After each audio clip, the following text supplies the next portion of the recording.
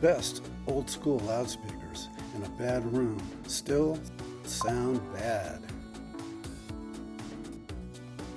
The physics of old school loudspeakers cause sound problems in untreated rooms. Correlated sound waves hitting hard surfaces create artifacts. We call them the 7-room sound problems.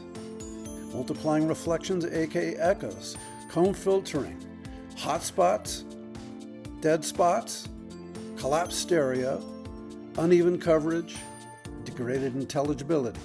7 kinds of bad. What if you only had to deal with 5? What if you only had to deal with 3? How about none? What if you learned all sound waves aren't created equal? What if there's a different kind of sound wave that doesn't create any of those 7 problems? Where sound waves ignore the room, where hard surfaces aren't an issue. Welcome to the new age of DML, uncorrelated sound waves. No fixing required?